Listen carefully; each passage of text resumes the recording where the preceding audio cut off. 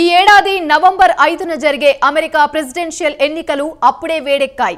అధికార డెమోక్రటిక్ అభ్యర్థి కమలా Harris, Republican party తరపున మాజీ ప్రెసిడెంట్ డొనాల్డ్ ట్రంప్ పోటీ పడుతున్నారు. ఇరువురి మధ్య మాటల యుద్ధం మొదలైంది. కమలా హ్యారిస్ డెమోక్రాటిక్ నేషనల్ కన్వెన్షన్ లో ట్రంప్ పై తీవ్ర స్థాయిలో ధ్వజమెత్తారు. ఇక వేళ ట్రంప్ తిరిగి దేశానికి అధ్యక్షుడు అయితే తీవ్ర ప్రమాదం ఏర్పడుతుందని హెచ్చరించారు. 2020 ఎన్నికల ఫలితాలను తారుమారు చేయడానికి యత్నించారు. తర్వాత తన అనుచరులతో వైట్ హౌస్ పై దాడి చేయించి ప్రస్తుతం పలు కేసుల్లో ఇరుక్కున్న విషయాన్ని ఆమె ప్రస్తావించారు. ట్రంప్ అధికారంలోకి వస్తే అమెరికన్ విలువలను కాలరాస్తాడని ఆమె ఆందోళన వ్యక్తం చేశారు. డిఎన్సీలో ఆమె ప్రస్తావించిన అంశాలపై ఓ లుక్కేద్దాం.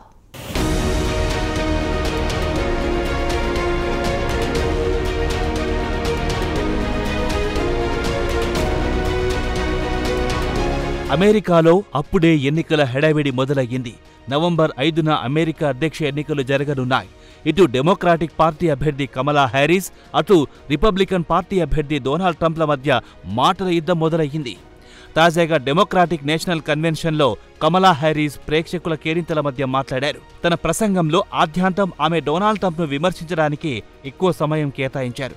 అదే సమయంలో తాను అధికారంలోకి వస్తే భవిష్యత్తులో చేపట్టనున్న అంశాల గురించి ప్రస్తావించారు.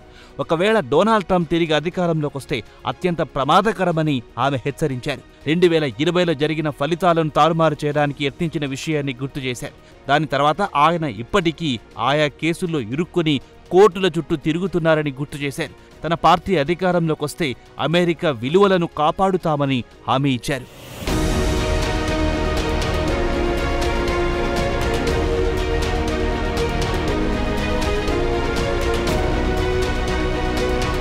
డొనాల్డ్ ట్రంప్ గురించి ప్రస్తావిస్తూ ఆయన అన్సీరియస్ మ్యాన్ అని వ్యాఖ్యానించారు.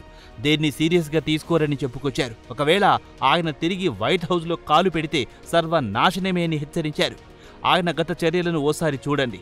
ఆయన ప్రెసిడెంట్ అయితే అమెరికా భవిష్యత్తు రిస్కులో పడుతుందని హెచ్చరించారు. కమలా హ్యారిస్ ప్రసంగిస్తున్నంతసేపు ప్రేక్షకులు హర్షధ్వానాలు చేస్తూనే ఉన్నారు. ఆమె ప్రసంగంలో ఒక క్లారిటీ ఉంది. భవిష్యత్తులో తాను చెయ్యబోయే పనుల గురించి వివరించారు. ట్రంప్పై తీవ్ర స్థాయిలో ధ్వజమెత్తుతూ ఆయన అధికారంలోకి వస్తే దేశానికి ప్రమాదకరమని హెచ్చరించారు. ప్రజాస్వామ్య విలువలను కాలదన్నుతాడని చెప్పుకొచ్చారు.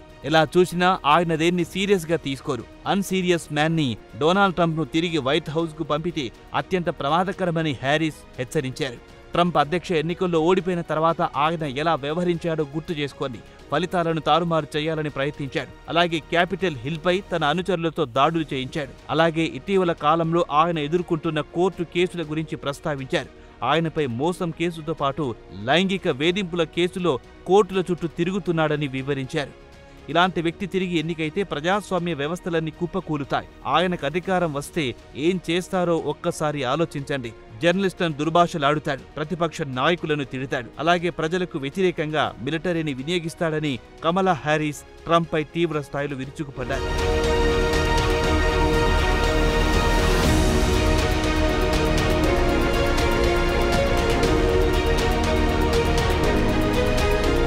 ప్రస్తుతం అమెరికా కూడా క్లిష్ట పరిస్థితుల్లో ఉంది. వచ్చే ఎన్నికలు మన దేశానికి అత్యంత కీలకం. తాను అధికారంలోకి వస్తే తన ప్రభుత్వం నిజాయితీతో పనిచేస్తుందన్నారు. అమెరికా విలువలను కాపాడుతామని హామీ ఇచ్చారు. చట్టం ప్రకారం స్వేచ్ఛగా, పారదర్శకంగా ఎన్నికలు జరిపిస్తామని, శాంతియుతంగా అధికార మార్పిడి జరుగుతుంది. మీరెల్లప్పుడూ తనపై నమ్మకం పెట్టుకున్నారు. మీ నమ్మకాన్ని వమ్ము చెయ్యను. నవంబర్ ఎన్నికల్లో ఓటు వేసి గెలిపించాలని కోరారు. ఇక హ్యారిస్ ప్రసంగిస్తున్నంతసేపు ప్రేక్షకుల చప్పట్లతో హాల్ మారుమోగిపోయింది. ఇదిలా ఉండగా టెస్లా సీఈఓ ఎలాన్ మస్క్ మంగళవారం నాడు అమెరికా ప్రెసిడెంట్ ఎన్నికల్లో ఎవరికి ఓటేస్తారో చెప్పాలని తన సోషల్ మీడియా ఎక్స్లో పోల్ నిర్వహించారు. అయితే మస్క్ కూడా ఆ పోల్ను అన్సైంటిఫిక్ అని అన్నారు. చాలా మంది ఉత్సాహం కొద్దీ అడుగుతున్నారు కాబట్టి పోల్ నిర్వహించారు. అయితే ఎక్స్లో సుమారు 3.4 బిలియన్లు అంటే 34 లక్షల మంది ఓట్ చేస్తే వారిలో 75.2% మంది ట్రంప్ అనుకూలంగా, హారిస్కు 24.8% మంది అనుకూలంగా ఓటు వేశారు. కాగా ఈ పోస్టుకు సుమారు 28.8 మిలియన్లు అంటే 2.88 కోట్ల వ్యూస్ వచ్చాయి. చాలా మంది యూజర్లు తమ ఓటు ట్రంప్కి అని స్పష్టం చేశారు. ఇక వాషింగ్టన్ పోస్ట్, రోనేకే కాలేజీ నిర్వహించిన పోల్లో ఇరువురి మధ్య పోటాపోటీ ఉంది. డొనాల్డ్ ట్రంప్ కంటే కమలా హ్యారిస్ కాస్త ముందంజలో ఉన్నారు. అయితే ఈ పోల్లో డెమోక్రాటిక్ నేషనల్ కన్వెన్షన్ ప్రారంభం కావడానికి ముందు నిర్వహించింది. కమలా హ్యారిస్ 47%తో ముందుంటే ట్రంప్ 44%తో కాస్త వెనుకబడ్డారు. అయితే పోల్లో పాల్గొన్న చాలా మంది ట్రంప్తో ప్రజాస్వామ్యానికి ముప్పు అని కామెంట్లు చేశారు. ఇక మస్క్ విషయానికి వస్తే ఆయన కూడా ట్రంప్కు మద్దతు ప్రకటించిన విషయం తెలిసిందే. తాను అధికారంలోకి వస్తే మస్క్కు మంత్రి పదవి ఇస్తానని ట్రంప్ హామీ ఇచ్చిన విషయం తెలిసిందే. మొత్తానికి చూస్తే ఎన్నికలకు ఇంకా 2.5 నెలల సమయం ఉంది. ఇప్పటి నుంచే ఇటు ట్రంప్ అటు కమలా హ్యారిస్ మధ్య మాటల యుద్ధం మొదలయ్యింది. ప్రస్తుతానికి చూస్తే ట్రంప్పై హ్యారిస్ ముందంజలో ఉన్నారు. రాబోయే రోజుల్లో పరిస్థితులు ఎలా మారుతాయో యావత్ ప్రపంచం ఆసక్తిగా ఎదురుచూస్తోంది.